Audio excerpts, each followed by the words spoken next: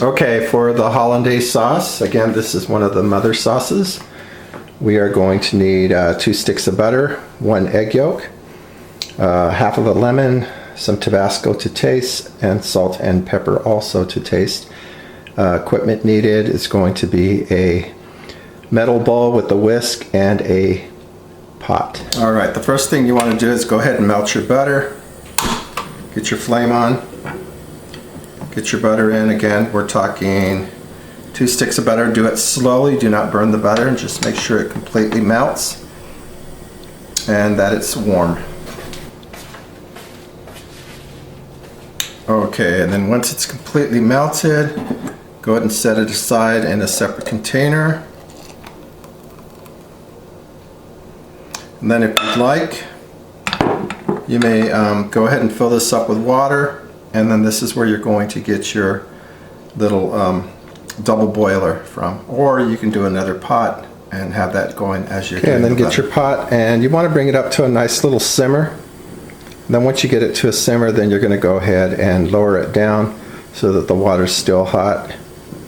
And then we'll do the next step to make the sabayon. Okay, and then while you're going and getting your water and bringing it up to a simmer, you can go ahead and get your egg. Crack it. You're just going to save the yolk. The whites could be used for a dessert, or just make sure you reserve them, save them. You can have a white egg omelet, that sort of thing. And there it is. And then you're also going to add a little water, about 1 to 2 tablespoons of water. That's your water. Again, make sure the water doesn't make contact with the bottom. So slowly mix this up, and it may take a while. You guys may need to take a turn, but what we're going to try to do is have this so that it slowly cooks the egg, but not to the point where it scrambles. Okay, so we're going to go ahead and mix.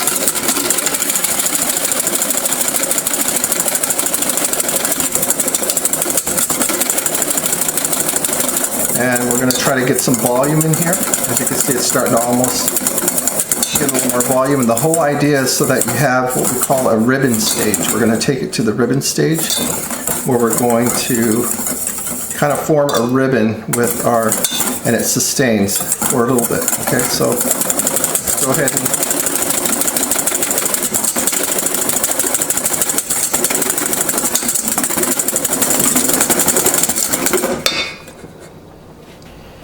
okay, and the next stage is to add your lemon. Make sure, again, I'm cupping it so that any seeds that go are going to stick to my fingers, and I'm just going to release the lemon.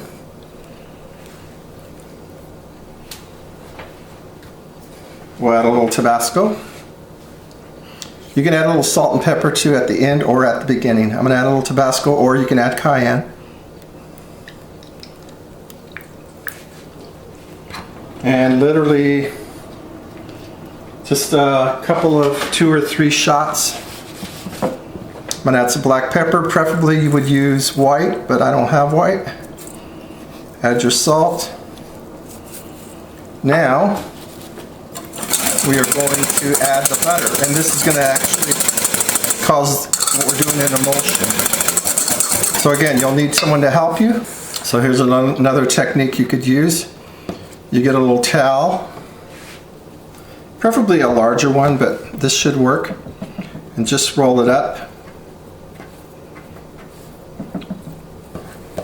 Turn it around, and then just kind of fold it over like this, so it forms like a little cup, and that should help to stable.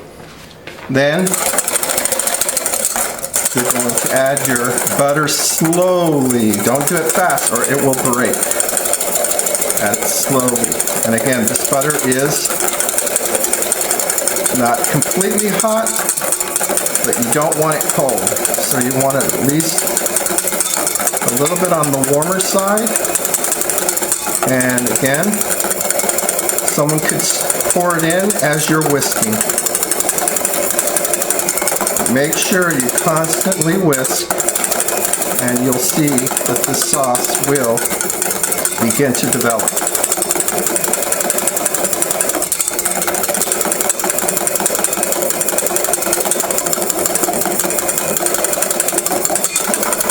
Now, if it should break, you can fix it. Let me give it a nice good whisk. And let's continue. Slowly.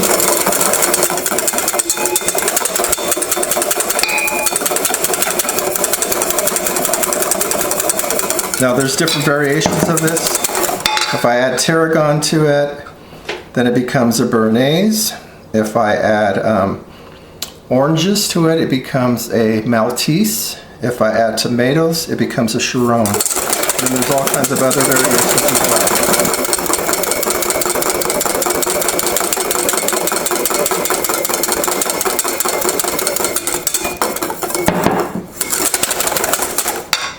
Then, let's give it a little taste. And again, I'm going to add the rest of this butter, but I do want to taste it. I might have to adjust.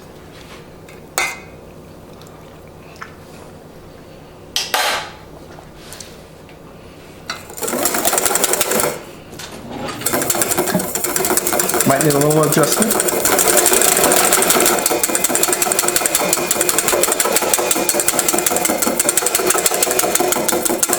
Alright, we've used it all.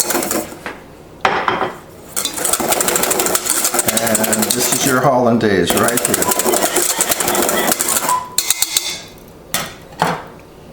One more taste to adjust if necessary. Okay, we're going to add a little more salt and a touch more black pepper.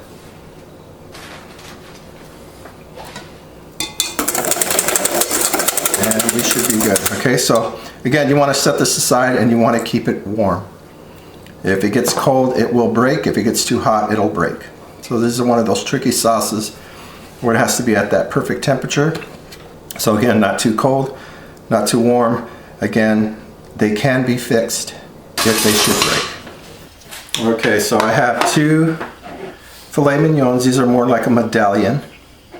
Medallions of beef or fillets. And these are your tenderloin. So again, you want to season them. Get two of them, or how many are in your group.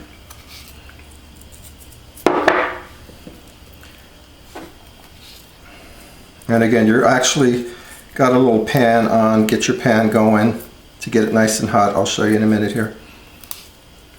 And a little black pepper. If you want to add garlic, you can add garlic to it. I'm going to turn them around and season both sides.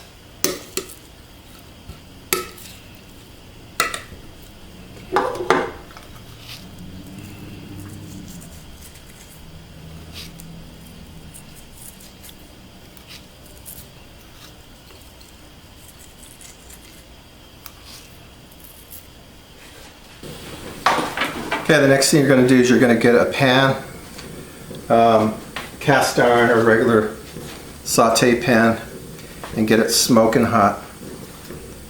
Okay, then you're going to get your oil, any kind of oil. Grapeseed oil is good. Don't use extra virgin olive oil. I happen to have avocado oil. You can use any kind of vegetable oil, preferably olive oil, grapeseed oil. And again, get it into the pan, and you want to sear it. So again, make sure you see that smoke, and we'll set it in. That's what you want to do. Sear it.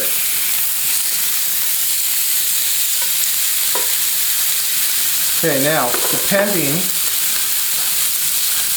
depending on how you want it cooked, roughly, if you want it rare, you're going to go roughly about 1 to 2 minutes per side. If you want it medium rare, about 2 minutes per side.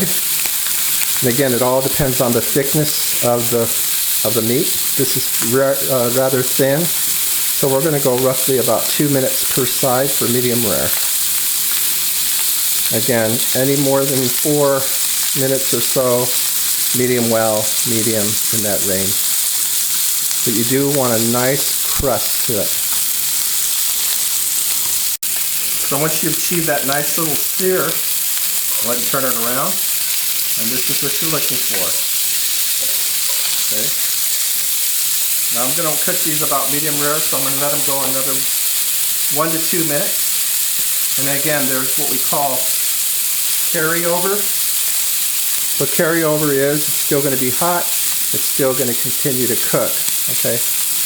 And then one thing you will get out of this is a nice beautiful fond out of this. So this is all good eating too as well that you can add. You'll see that I'm going to have some drippings on the bottom, and you can create these pan sauces, which we'll get into at a later lab. Okay, we went ahead and let them go. We're going to turn off the flame. And again, these are probably about rare right now, but again, there's carryover. So I'm going to place them on a plate. And this is what I'm referring to, this fond right here. This is all good right here. You add a little water to it, season it up, and you got like a little chicken or a beef broth. And again, we'll go maybe do something with this later. Okay, for your asparagus. So you're going to go ahead and saute these right in the pan. And so one way you can do it is if you do each individual, if you just snap it there, that's pretty much the part where it's tender, and this is the part where it gets a little woodsy. And then just kind of hold it like this so that they're even, and then you can just kind of cut them. And you'll have your asparagus.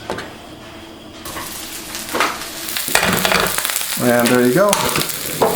That's how they look. And then just set them aside for the presentation. Okay, so we'll do a couple of plate presentations for you. Here's, get our asparagus, cut a little on the bias. Place them on the plate. Again, you can have these with potatoes as well. We'll do that. Fillet. Place it on top.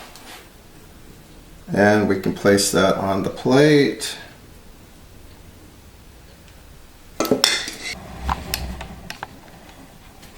And there's one plate presentation.